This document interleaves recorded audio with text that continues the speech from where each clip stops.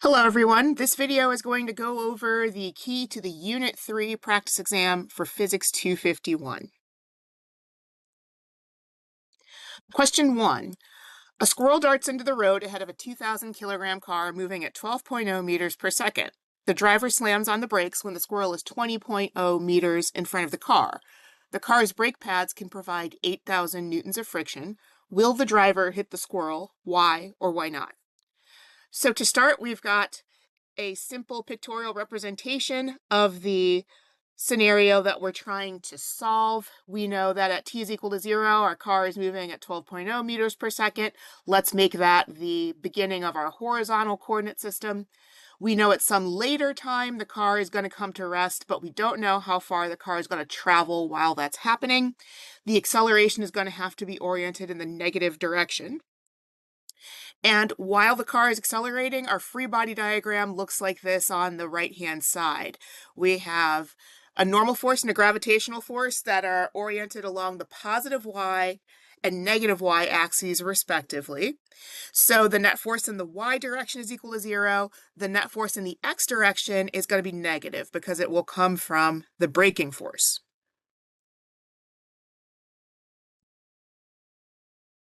So there's more than one way to solve this. The first one is going to make use of the work kinetic energy theorem. We know that the change in the kinetic energy is going to have to be equal to the work done by the braking force, which is a frictional force. So we can expand the kinetic energy into 1/2 mass times speed squared, just building one term for the final kinetic, one for the initial kinetic. And delta x is going to be the displacement that the car experiences while it's braking. But if we consider that the braking force is going to be applied at its maximum value of 8,000 newtons, we can compute the required loss of kinetic energy, which gives us negative 140,000 joules. And then we can calculate a delta x that will tell us how far the car travels if the full braking force is applied. So when we do this, we end up with 18.0 meters. And since that's smaller than 20 meters, the car stops before hitting the squirrel. Method 2 uses the same logic, but assumes that the car uses the entire 20 meters to come to a stop. We know that the work done by the braking force is just going to be that braking force times our displacement, delta x. So if we're considering the entirety of the braking force, so applied at full strength, taking that and multiplying it by 20 meters gives us negative 160,000 joules. And we already determined previously that the car needs to lose 140,000 joules of energy in order to come to a stop. So because the full braking force is going to deplete more than the required kinetic energy, we can confirm that the car is not going to need to travel the entire 20 meters. So that means that the squirrel survives. And method 3, what if we just calculate the required braking force that would cause the car to stop in exactly 20 meters? Again, we can carry over this negative 140,000 joules that we determined earlier. And when we solve for the required braking force, we find that it is smaller in magnitude than what we know the brakes can actually provide. So that tells us that if the driver slams on the brakes and exerts full force, the car is going to come to a stop in fewer than 20 meters. Question 2. A 15.0 kilogram block is released from the top of a rough ramp made from a 2.00 meter board that's angled 34.0 degrees above horizontal. It reaches the bottom of the incline 1.05 seconds after it's released. A frictional force impedes the motion of the block. We have a pictorial representation on the left that shows the x-axis coinciding with the surface of the ramp. Our 34.0 degree angle is represented with respect to the horizontal, and we've got t initial, v initial, and x initial all being 0 because our block is released, it's not pushed. We know the initial velocity is going to be 0, and it just makes sense for us to make the initial position the 0 on our x-axis so that all positions that are forward or ahead of that can be treated as positives. We know it's going to take 1.05 seconds for the block to get to the bottom of the ramp. We don't know what the velocity is at the bottom of the ramp. We know the acceleration has to be positive, but we can't just assume that it's going to be g times sine 34.0 degrees. And that's because we know there is friction on the ramp. So Earth is not the only thing that's affecting how this block is proceeding as it moves down the ramp. On the right, we've got a free body diagram that shows the normal force and the y component of the gravitational force being equal and opposite. But because the block is not on a flat surface, the gravitational force points toward the center of the planet, and it is displaced some angle theta from the y component FGY. FGX is going to coincide with the surface of the ramp, and because the block does slide toward the bottom of the ramp, we know that the kinetic friction that's acting on it is smaller in magnitude than the x component of the gravitational force. So the net force is going to be oriented toward the bottom of the ramp. So first, we can solve for the initial mechanical energy of the block, and that's just going to be the sum of the relevant potential energies and the kinetic energy. There are no springs here, so the only relevant potential energy is gravitational potential. So that's UG, which we can expand into m times g times the initial vertical position, y sub I. The initial kinetic energy can be expanded into 1/2 mass times the v initial squared. And because we know that this block is not being pushed down the ramp, it's just set at the top and released, it's going to begin with 0 kinetic energy. All of the mechanical energy is going to be gravitational potential. So y initial is something that we can express in terms of the length of the ramp and then the sine of the angle that the ramp makes with the horizontal. So we get 2.00 meters times sine 34.0 degrees. When we multiply that by the gravitational force acting on the block, we get 164 joules when we apply the appropriate number of sig figs. The block's speed at the bottom of the ramp is something that we can determine by using kinematics. Again, we cannot assume that the acceleration is just going to be g times sine theta because of the presence of that frictional force. So instead, we can go back to a Unit 1 concept. We have a kinematic equation for position along the x-axis, where we know the block is eventually going to make it to the bottom of the ramp. We've called that positive 2.00 meters. It begins at the top, which we called 0 meters. It is not given an initial velocity, so the v initial term is ultimately going to cancel out, and we have 1/2 acceleration times delta t squared. We know delta t, we don't know the acceleration, so solving for that gives us 3.6281 meters per second squared. The velocity at the bottom of the ramp is something that we can determine just by taking the delta t that we were given in the problem and the acceleration we just calculated to the appropriate number of sig figs. That gets us to 3.81 meters per second.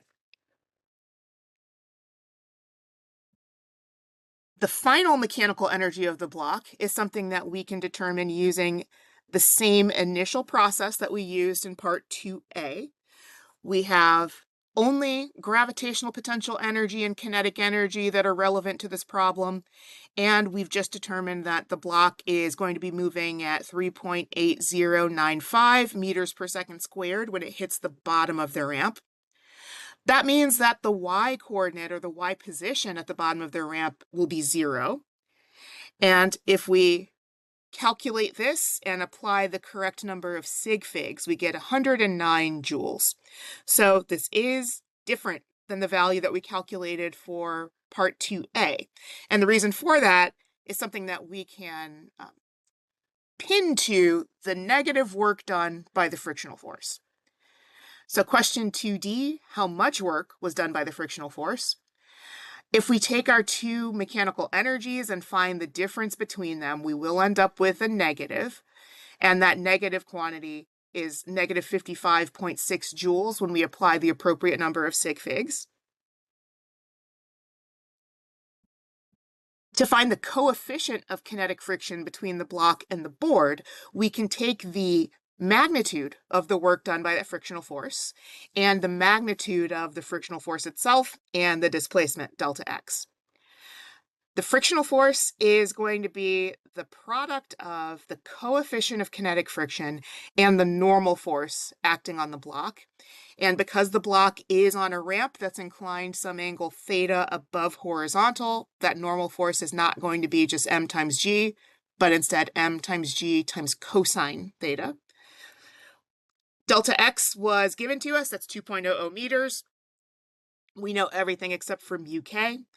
So the normal force acting on this block is just going to be the mass times free fall times cosine 34.0 degrees. So we get 121.87 newtons. Multiplying that by the displacement gets us to the work done, 2.43 times 2.43.74 joules. And this ratio is going to leave us with something dimensionless because the coefficient of any type of friction has no units. You can think of it just as a scaling factor, and the value that we calculate here is 0.228. Now, this is a problem that we solved earlier in the semester. This showed up on our Unit 1 and Unit 2 practice exams. We just added some more information to it when we got to Unit 2 and we were equipped to handle friction. But this demonstrates that a lot of the problems that we solved in Units 1 and 2 can be solved using different logic, but they lead to exactly the same conclusions.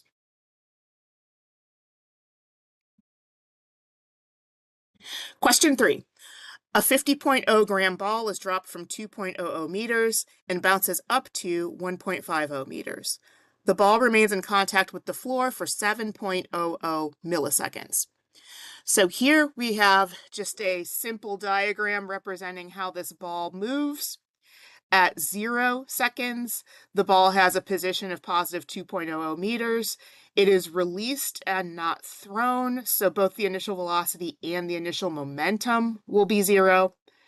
By the time the ball reaches 0 meters, we know it's going to be traveling with some larger speed. We can use that to say something about the momentum at that point in time, but we don't initially know anything about the amount of time it takes for the ball to get from its first position to the second. Likewise, after the ball separates from the floor, it's going to have an instantaneous position of 0 meters. We know it's going to move up, but not forever. It only moves up to 1.50 meters. So when it's at rest, the velocity and the momentum are also going to be 0 at that point in time.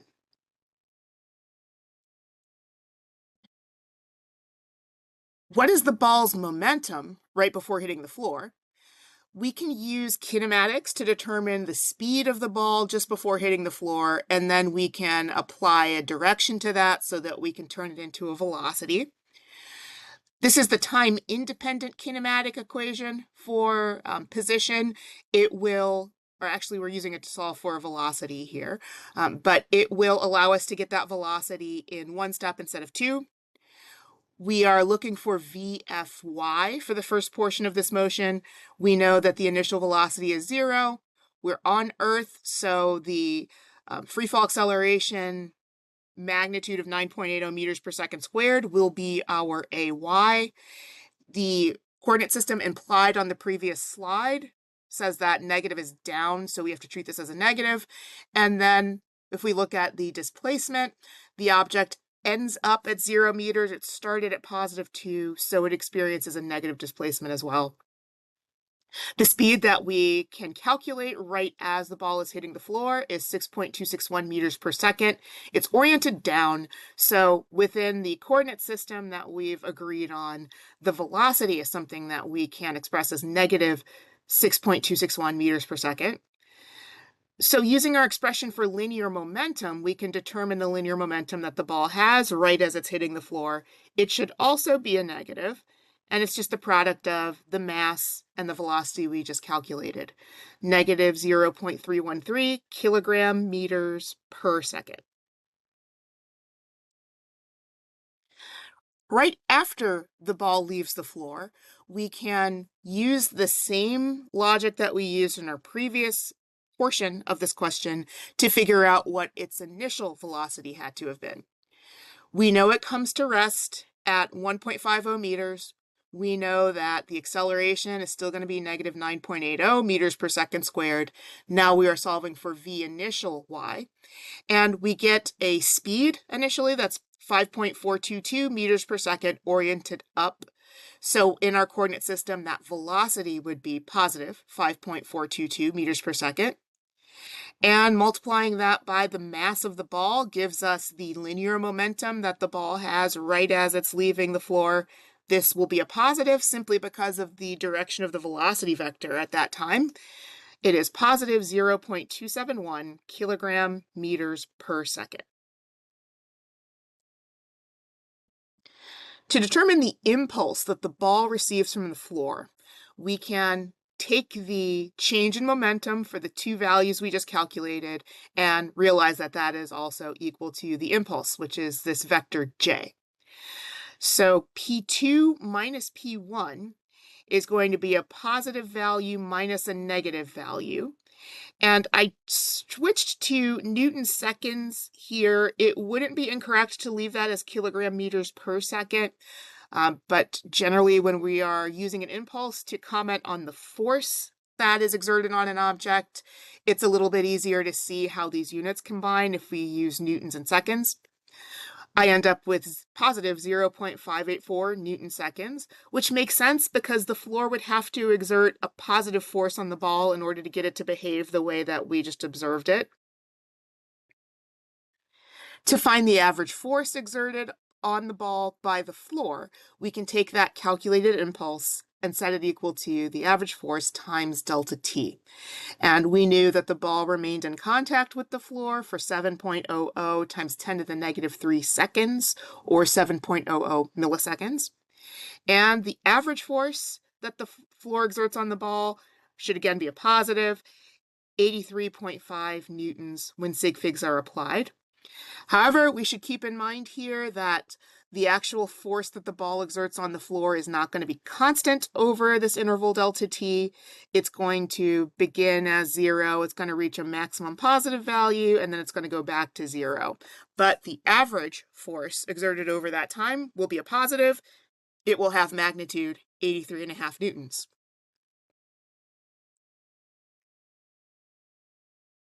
And part E, what's the average acceleration experienced by the ball? We can go back to our unit 2 knowledge here because we've got an average force. If that's the only unbalanced force acting on the ball, which it would be over this point, then we can just set that equal to mass times acceleration. And we end up with a very large acceleration, but in light of the fact that the ball is only in contact with the floor for a few milliseconds, it makes sense that the rate of change of the velocity over that period has to be really large in magnitude, and it has to be oriented in the positive direction. So applying sig figs, we get 1,670 meters per second squared.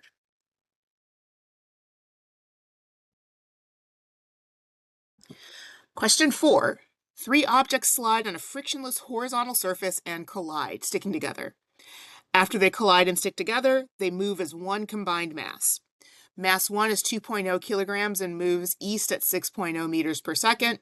Mass 2 is 3.0 kilograms and moves north at 4.0 meters per second. Mass 3 is 1.0 kilogram and moves 30 degrees south of west at 5.0 meters per second. So to the left, we just have the cardinal directions so that we know how to interpret these velocities. Initially, our 3 pieces are separate. They all have their own initial velocities, v sub I. And we know afterward they're going to join together and move with a shared final velocity that we don't know. For object 1, it is moving east, so we can interpret that as in the positive x direction. Object 2 is initially moving north, so the positive y direction. And then object 3 is moving 30 degrees south of west, so we could go to the west cardinal direction, sweep south, and then that's how we can find our 30-degree angle. To determine the final velocity of the combined mass, we have to concern ourselves with the linear momentum along the x-axis, and then we'll do this again for the y-axis. So the total final momentum is going to involve the entire mass, so m1 plus m2 plus m3, that will move at some shared velocity, vfx. Initially, we know that they are moving separately, so I can use m1 times v initial x1 as my template, I suppose, and then just develop terms for object 2 and object 3 that have the same structure, just mass times the initial velocity. We end up with a total mass of 6 kilograms when everything is combined, but I know that for the x direction only, since piece 2 is just moving along the y-axis, it contributes 0 initial momentum in the x direction. The other two pieces do contribute non-zero quantities. I have 12 kilogram meters per second for piece 1, and then negative 4.3301 kilogram meters per second for piece 2. If we just take a step back and look at our image, it makes sense that the horizontal initial momentum for piece M should be oriented in the negative direction. If I sum those together, the total initial momentum in the horizontal direction is 7.6699 kilogram meters per second. So VFX's final, VFX's horizontal component is just going to be positive 1.2783 meters per second. Next, we'll do exactly the same thing for the y-axis. And this time around, we find that object 1 contributes no vertical initial momentum, but objects 2 and 3 do. Object 2 contributes positive 12 kilogram meters per second. Object 3 contributes negative 2.5 kilogram meters per second. So the total final momentum in the y direction is going to be 9.5 kilogram meters per second. That's going to translate to positive 1.5833 meters per second for the final velocity y component. To determine the magnitude, all we have to do is square each of these components, add them together, and then take a square root of the result. That's going to lead us to 2.0 meters per second when we apply sig figs.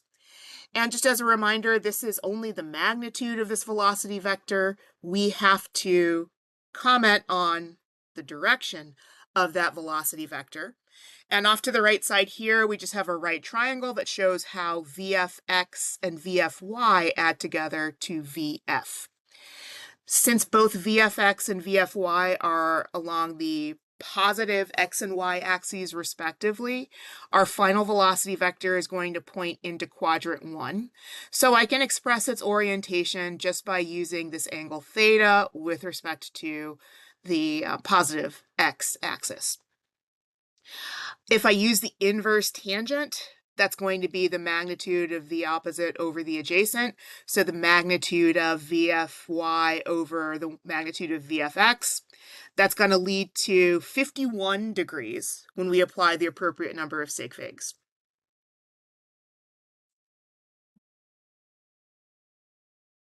Question 5. An 84.0 kilogram object at rest explodes into 3 pieces with equal mass.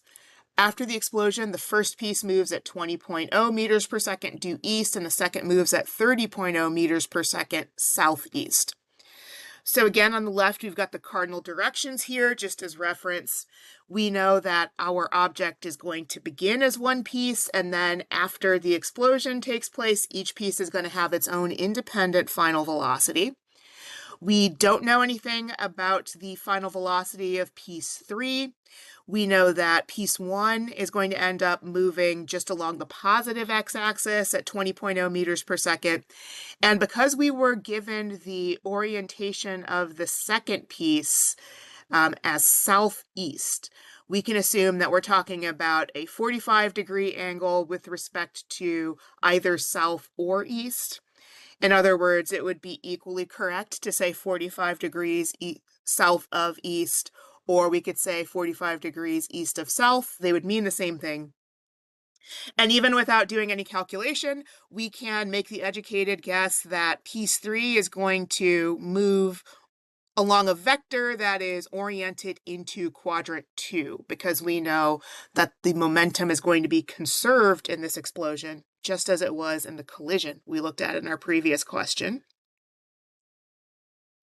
So to determine the object's initial momentum, we go into this knowing what the answer should be, but just to prove or demonstrate that that's got to be the fact, the total mass before the explosion is just m1 plus m2 plus m3. The initial velocity of the combined mass before the explosion was 0 meters per second in both directions. So if both of my components are 0 vectors, I know that adding them together is going to give me another 0 vector.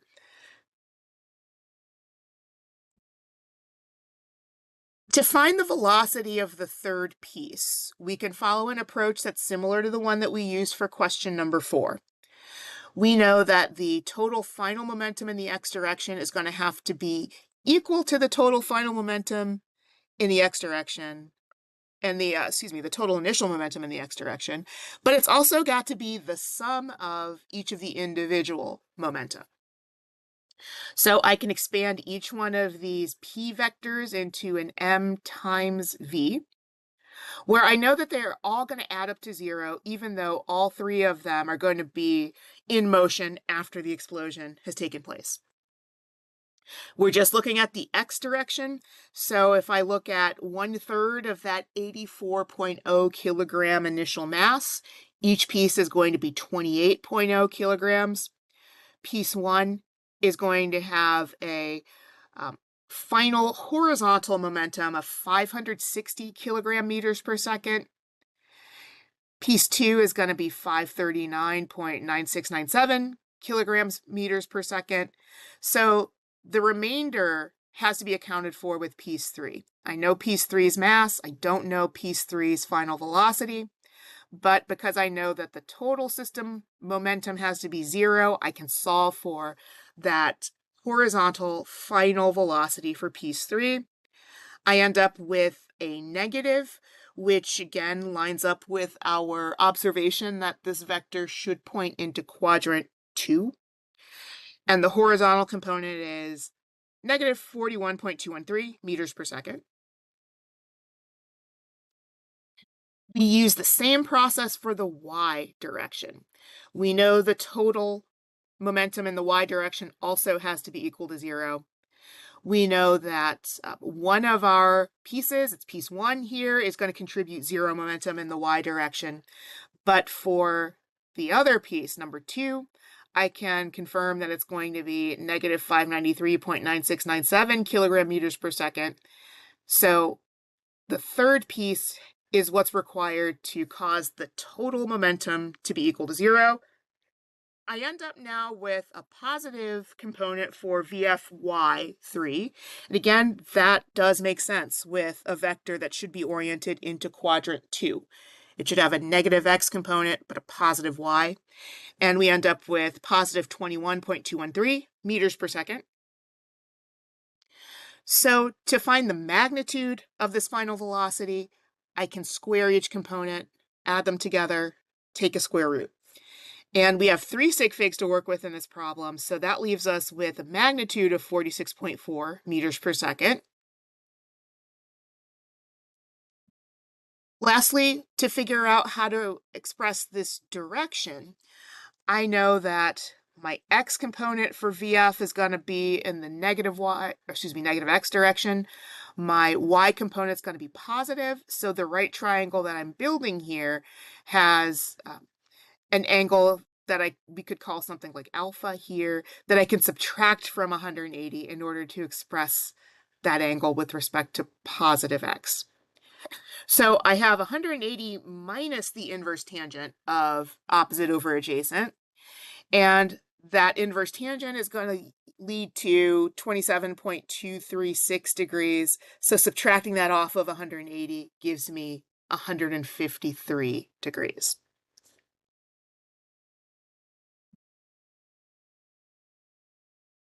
Question 6A. A 15-gram rubber bullet moving at 500 meters per second undergoes an elastic collision with a 40.0 gram wood block. Calculate the final velocities of each object if the block begins at rest. So we have our elastic collision represented in this illustration. M1 is going to be the bullet, so the only one that starts off with a non-zero initial velocity for this question. We know what that non-zero initial velocity is. We know that the second object begins at rest. So since both the linear momentum and the kinetic energy will be conserved for this specific type of collision, I can say that V initial for the bullet is something that I could call V1e, so the velocity of object 1 with respect to Earth. Since that object is only moving in the x direction, it's also valid to call that V initial x for object 1. And it's heading toward the right. We're going to call that positive 500 meters per second. The block starts at rest, so I know that V initial x2 is going to be equal to 0. I can also represent that as the velocity of object 2 with respect to Earth.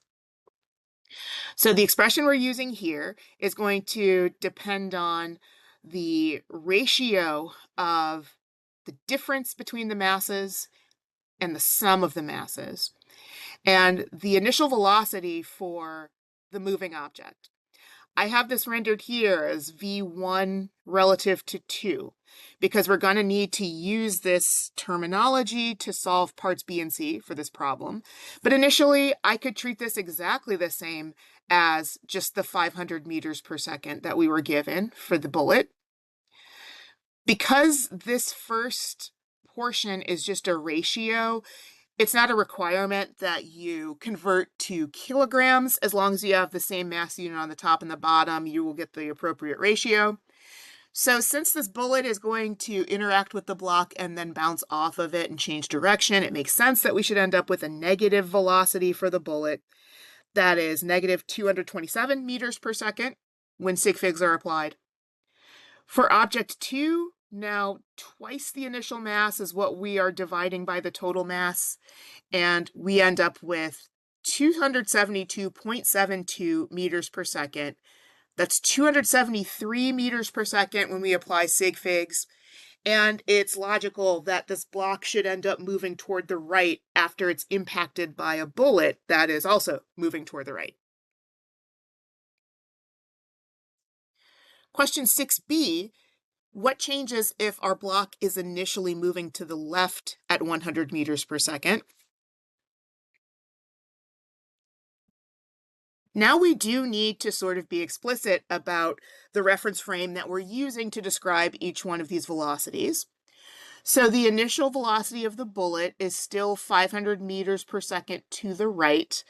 I can still think of this as the velocity of object 1 relative to Earth. But now for the block, since it's moving to the left at 100 meters per second, the velocity of block 2 relative to Earth is negative 100 meters per second. So that means that I can invert that to express the velocity of Earth relative to block 2.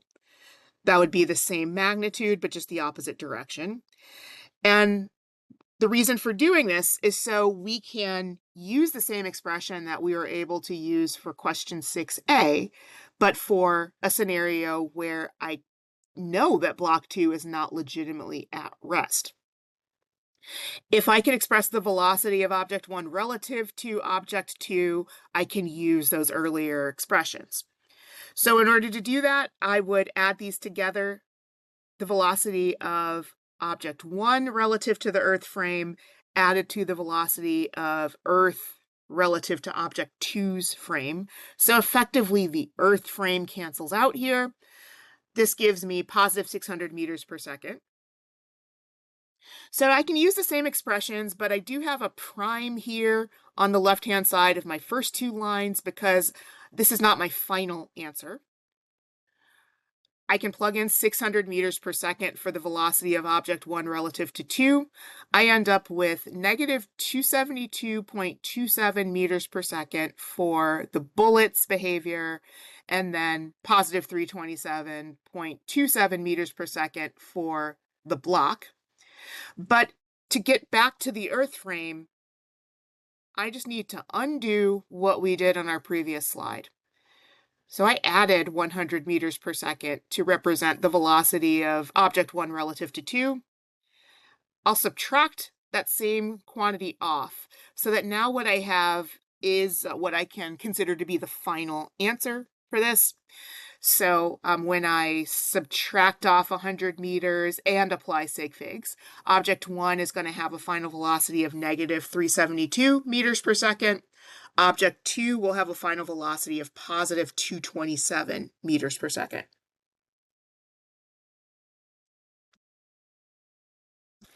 Question 6C, what changes if the block is moving toward the right at 100 meters per second? In the Earth frame, nothing about the way that we've represented the bullet's velocity will change at all. So I can still say that V1 relative to Earth is positive 500 meters per second. Now, V2 relative to Earth is positive 100 meters per second. So that means that V Earth relative to 2 is negative 100 meters per second. If I add these vectors together, V1 relative to Earth and V Earth relative to 2, I now have positive 400 meters per second.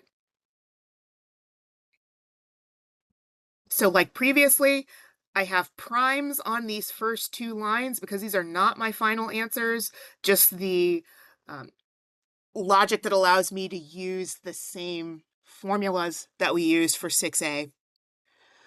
For my initial final speed for the bullet, I have negative 181.81 meters per second, but I know that I'm going to have to add 100 meters per second to get back to the Earth frame. So that's going to leave me with negative 81.8 meters per second for the actual final velocity of the bullet in the Earth frame. For object 2, I end up with 218.18 meters per second. But when I undo what we did on our previous slide to get back to the Earth frame, this is 318 meters per second.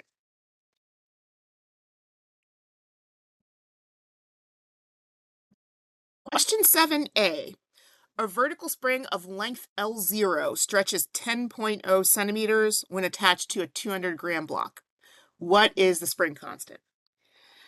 In this image here, we have our initial or equilibrium length for the spring. We don't know what that equilibrium strength L0 is, but we know that once the block is attached, we reach a new length L that is 10 centimeters longer. Before any oscillation is set up, we can observe that the upward force from the spring is just what's required in order to cancel out the gravitational force, which is oriented down. So at this point here, we have a static situation. The net force is going to be equal to 0.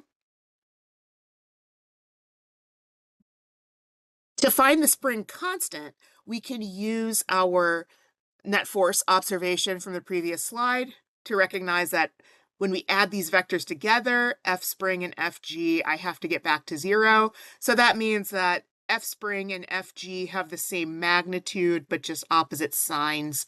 That's something that agrees with the free body diagram that we have on our previous slide. The gravitational force is just going to be the mass of the block times free fall acceleration's magnitude. And the spring force is going to be the spring constant lowercase k times the displacement of the spring, which is delta y because of how this system is oriented. Solving for the spring constant lowercase k is the gravitational force divided by the displacement. So 10.0 centimeters is 0.100 meters. The gravitational force acting on the block has magnitude 1.96 newtons. So this gives me 19.6 newtons per meter. And we've got 3 sig figs on this problem, so we don't need to change anything about that expression. 7B, how much work is required to stretch the spring the first 5 centimeters from its equilibrium position?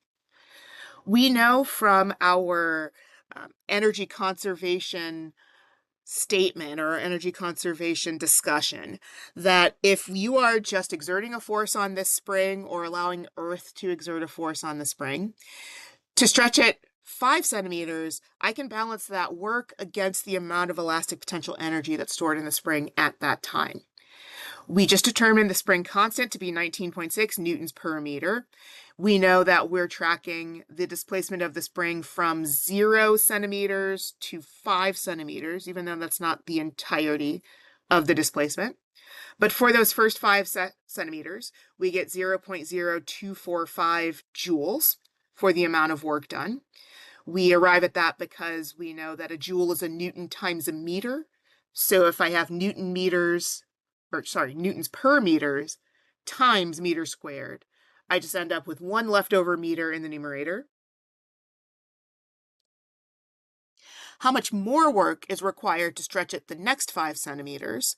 Now all I need to do is figure out the work that's required to stretch it the full 10 centimeters, and I can just subtract our last solution from it. So the elastic potential energy for the full 10 centimeter stretch is going to be 0.0980 joules.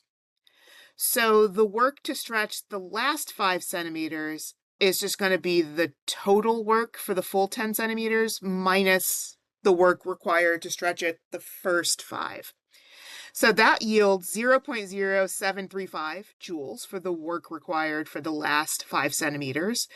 It's not simply the total energy divided by 2, which would give us 0.0490 joules. And it's because the force that you are working against to stretch the spring is not constant over all displacements or over all x.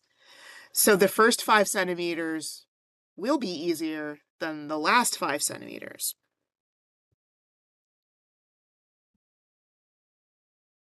Question 8. The spring and block from the previous question are reconfigured. The block is pulled 0.100 meters to the right and then released at t is equal to 0 seconds. The block's position can be described by the function x as a function of t is equal to a times cosine omega t plus phi naught. Assume that damping and frictional forces are negligible. So in our pictorial representation, we have a vertical wall that's connected to the spring.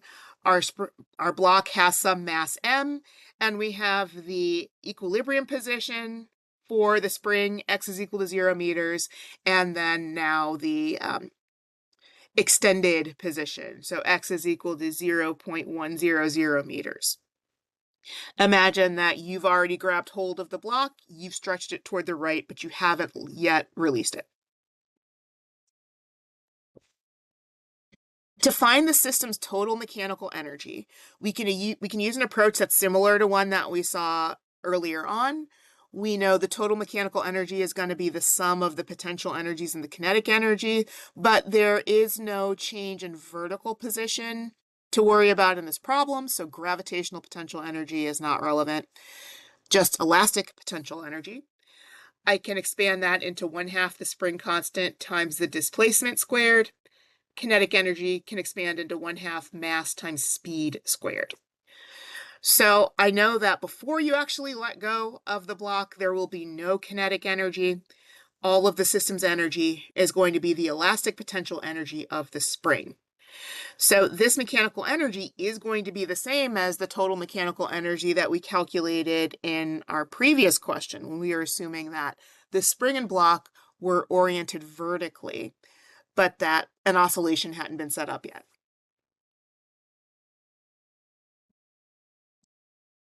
The block's maximum speed can be determined by looking for the point in the oscillation when we know that there is instantaneously 0 elastic potential energy and all of the mechanical energy of the system is kinetic. We know how much mechanical energy our system has, so we can just set that equal to 1/2 the mass of the block times V max squared. where the mass of the block is 200 grams, so 0.200 kilograms. And if we solve this for the maximum speed, we end up with 0.98995 meters per second, which is 0.990 meters per second when sig figs are applied.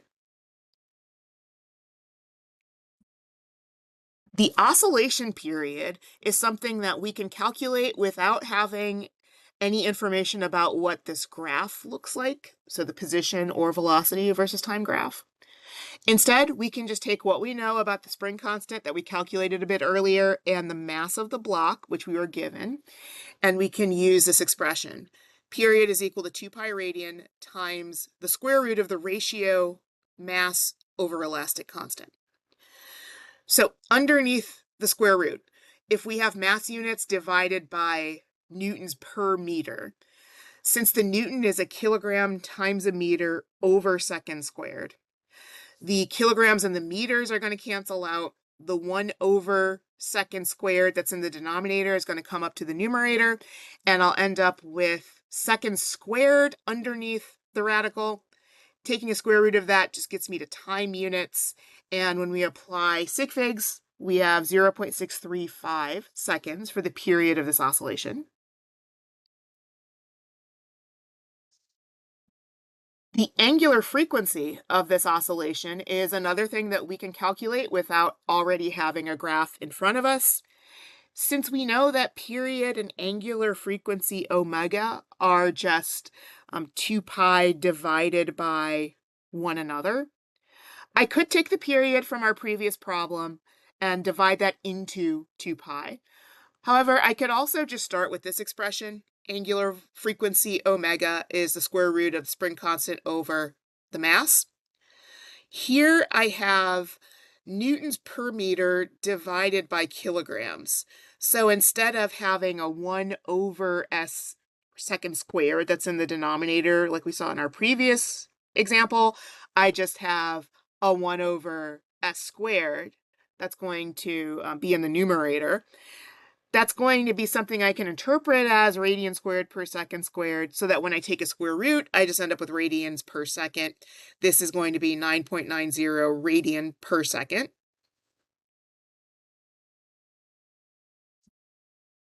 To calculate the block's speed when the system's mechanical energy is evenly split, I need to take the total mechanical energy that we calculated in part A, which is 0.0980 joules, and just cut it in half. So focusing on the kinetic energy. If the kinetic energy at this point in time is 0.0490 joules, I can set that equal to 1/2 the mass times the speed squared, but the speed is no longer V maximum. The speed at this point in the oscillation will work out to 0.700 meters per second when sig figs are applied. To calculate the spring's displacement when the mechanical energy is evenly split, now we just need to focus on when the elastic potential energy is equal to 1/2 of the total value, so 0.0490 joules. We can set that equal to 1/2 the spring constant times the displacement squared. A joule is a newton times a meter. So since a newton is a kilogram times meter over second squared, a joule is just kilogram times meter squared over second squared. And the newton per meter can be written as kilogram per second squared. So if I'm dividing by that, I'm just going to multiply by the reciprocal of those units, and everything except for the meter squared is going to cancel out underneath this radical. And when you take a square root, you're going to end up with 0.0707 meters.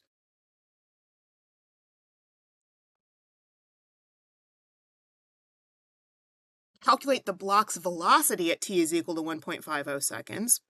Here we can use the kinematic equation for position along with for velocity, along with some information about the phase constant that's mentioned in the text of the problem but wasn't really relevant until right here.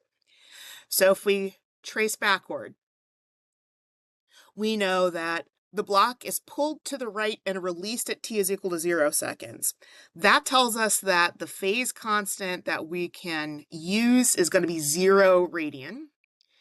And of course, we could take that position function, take a derivative of it, and then get this velocity function.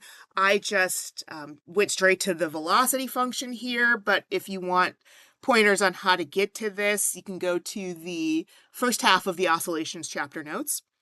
It is negative angular frequency times amplitude times the sine of the angular frequency times the time plus the phase constant. So the velocity at t is equal to 1.50 seconds is going to be negative 9.8995 radian per second, which we calculated earlier, times the amplitude, which we were given. And inside of the sine function, we've got just our omega again, times our t plus 0 radian. So I'm going to end up with minus 0.98995 meters per second as our maximum speed times the sine of 14.849 radian. Make sure you're in radian mode for this. When you multiply that through, you end up with a velocity of negative 0.749 meters per second. So remember here, the negative actually tells us which direction the block is moving at t is equal to 1.50 seconds. That was information that using the law of conservation of energy could not give us. The law of conservation of energy could tell us the speed of the block, and it could tell us the displacement of the spring, but it couldn't distinguish between negative and positive velocities, and it also couldn't distinguish between compressions or expansions. But using kinematic equations can actually make that distinction for us.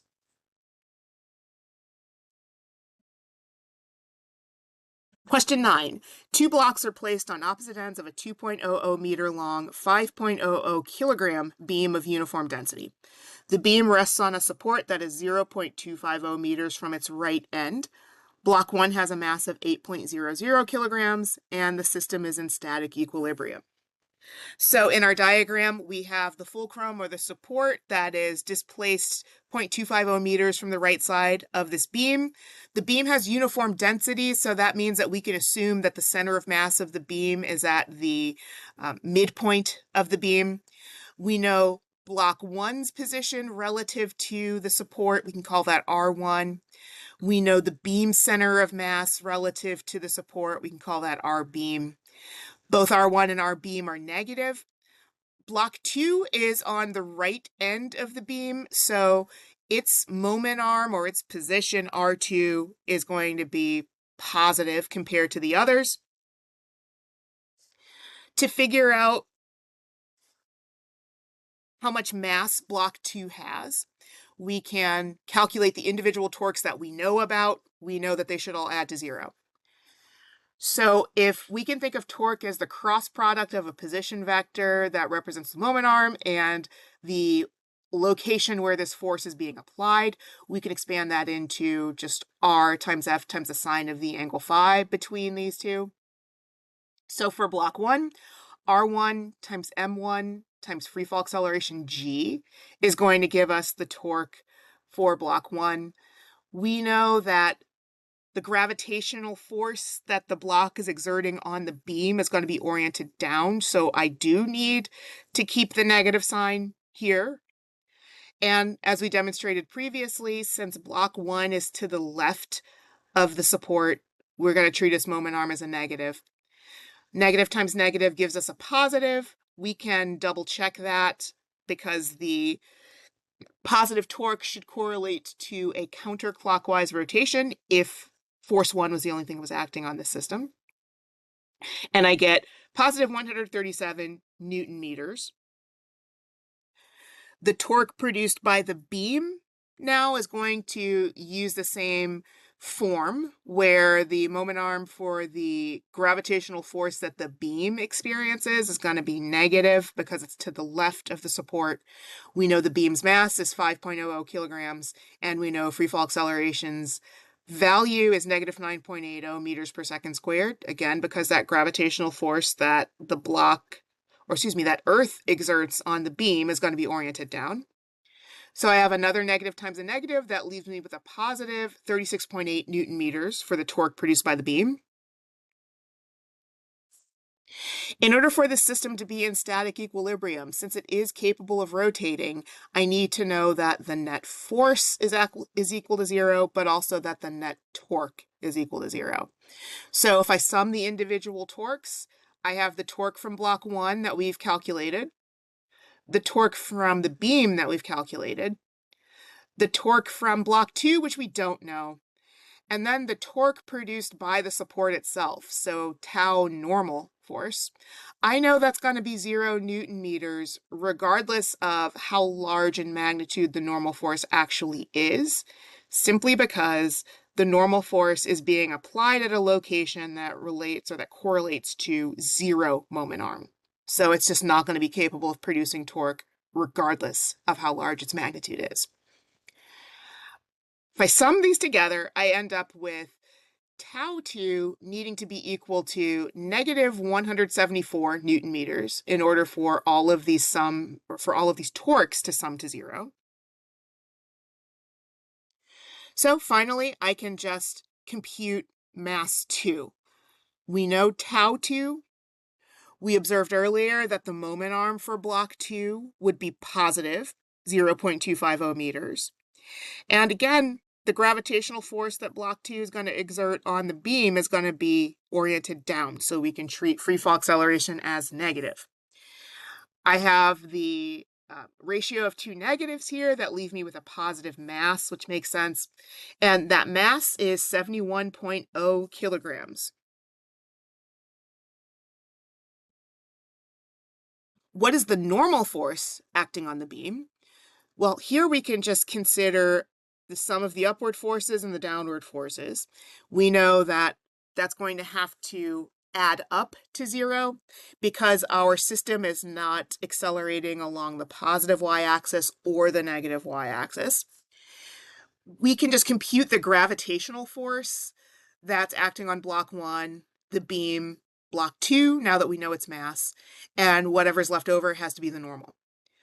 So for block 1, we had 8.00 kilograms multiplied by negative 9.80 meters per second squared. That's where we get negative 78.4 newtons from.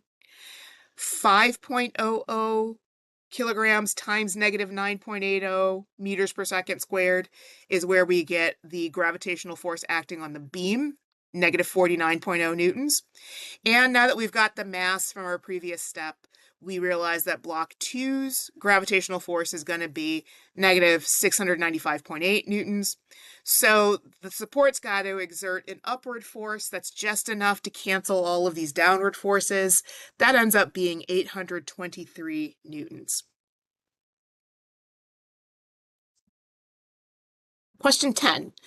A cable secures a uniform 3.00 meter beam to a wall. A block of mass m is suspended 2.10 meters from the pivot. The beam itself has a mass of 40.0 kilograms. The cable's rated to provide a maximum tension of 2,000 newtons, and it makes a 30.0 degree angle with the horizontal. So here we have our vertical wall. There's a hinge here that shows the position of this beam at 2 different points in time. The first point in time is when this block of mass m and the tension in the cable are both present. The second point in time shows how this beam will behave if it's allowed to rotate into the wall. Question 10a, what's the largest block that the cable can support? Once again, we want the net torque to be equal to 0 so that we know that the tension in the cable is never superseding 2,000 newtons, which is its maximum capability. So we can break out each one of these torque terms into a force times a moment arm. And for the beam and the block, that force is going to be the gravitational force. So I can express that as the mass of the object times free fall acceleration. For the cable, I just have the rated tension and the moment arm. If I plug in these known values, I'll end up with negative 588 Newton meters for the torque produced by the beam. For the torque produced by the cable, I'm going to take its moment arm, which is 3.00 meters, its maximum tension rating, which is 2,000 newtons, and then the sine of 30 degrees. That's going to yield a 3,000 Newton meter torque. For the block, I don't know the mass, but I do know that taking the moment arm and multiplying it by free fall acceleration leaves me with negative 20.58 meters squared over second squared. If I solve this expression for the mass of the block, I'm going to have newtons times meters over meters squared per second squared. Everything except for the kilogram that is embedded in the newton is going to cancel out, and I'm left with 117 kilograms for the mass of the block. So that's the largest possible mass that the cable could support. So for example, 116 kilograms would just require less than 2,000 newtons, but 118 kilograms would require more. 10b, if the block is removed and the cable is quickly severed, how much angular momentum would the beam have right before it hits the wall? So the hint here is that the mechanical energy of this system is conserved. And just as we saw previously, mechanical energy is going to be the sum of all the relevant potential energies and kinetic energy. There is no spring here. There's no capacity for like elasticity. So the only potential energy that's actually relevant is gravitational potential. And specifically, the type of kinetic energy that's relevant is rotational. We're not tracking this object as it moves along like a trajectory or as it moves through space, but as it moves around a rotation axis. So for gravitational potential energy, I can expand these into m times g times y. For rotational kinetic energy, I can say that this is 1/2 the moment of inertia times the square of the angular speed. And because we're looking at something that we can model as a thin rod that's rotating about one end, the relevant moment of inertia would just be 1/3 times the mass of the rod times the length of the rod squared. I can insert that here in this line, so third from the bottom, so that I've got the gravitational potential energy at time t final added to 1/2 the moment of inertia times angular speed squared. And I have the sum of the same quantities, but just for t initial on the right side. And let's take a look back at our diagram. If T initial represents the position of the center of mass before you actually sever the cable, and then T final is how we can determine or we can figure out how to represent where the center of mass is after it's moved into the wall.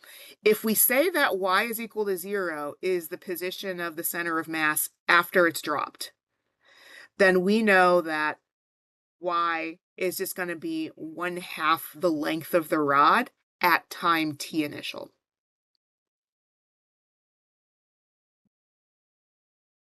So if our rod is 3.00 meters long, then y initial is going to be positive 1.50 meters, y final is going to be 0.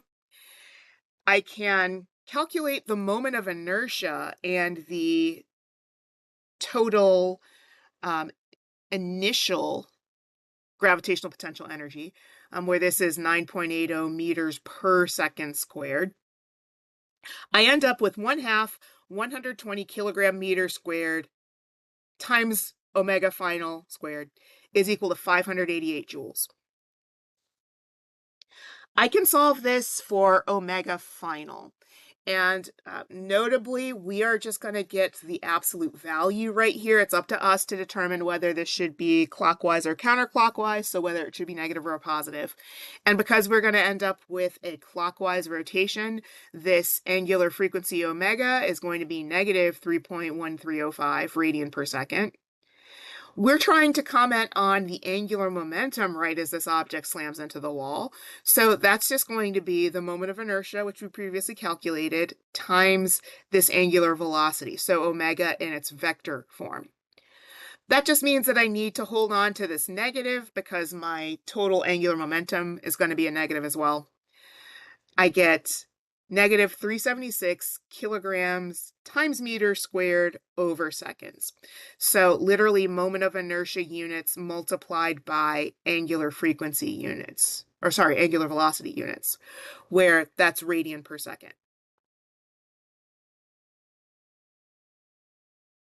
Question 11. A hinge connects a uniform 750 gram, 1.50 meter long metal bar to a wall.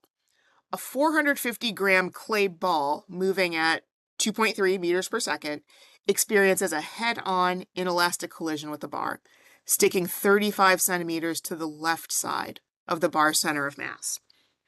So here we've got our rotation axis. We have a hinge that's connected to the metal bar.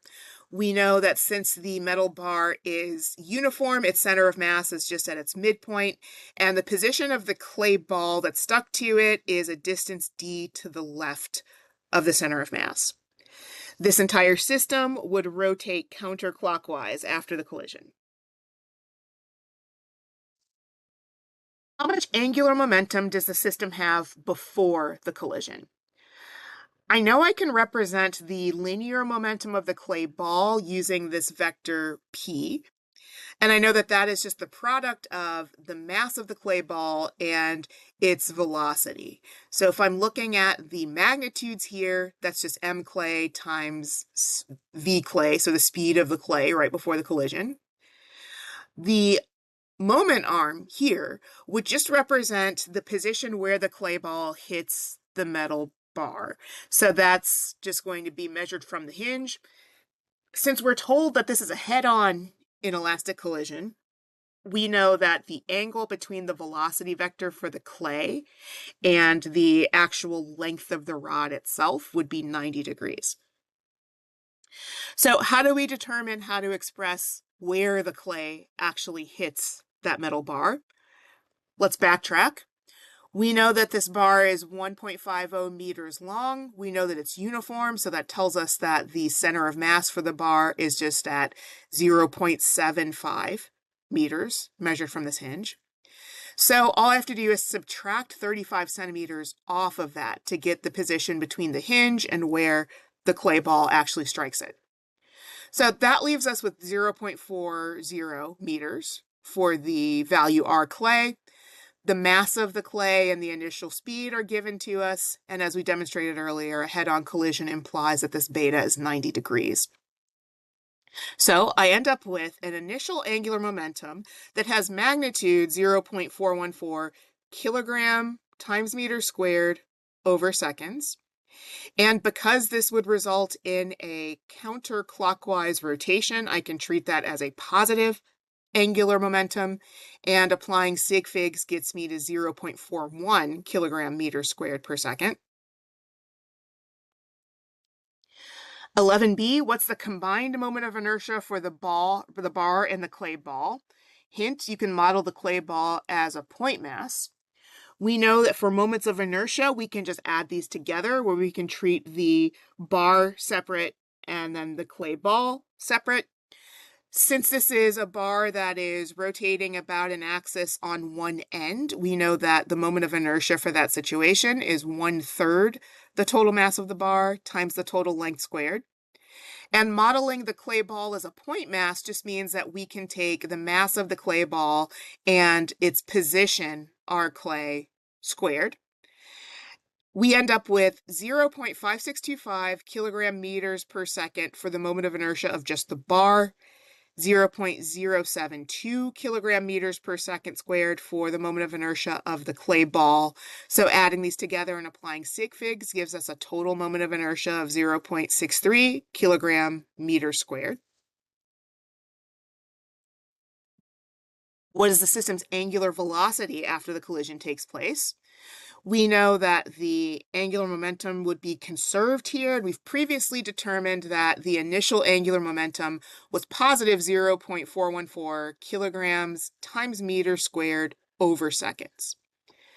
Because there is no real rotation before the collision, but there is certainly rotation afterward, we can take the alternate version of our angular momentum expression, which is just the moment of inertia times the angular velocity.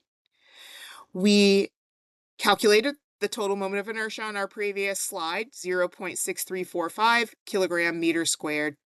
So all we have to do here is solve for omega final. That will give us, again, the angular speed. It would be up to us to confirm the direction. But once we calculate that value and apply sig figs, we get 0.65 radian per second. Because this would result in a counterclockwise rotation, that would be positive 0.65 radian per second.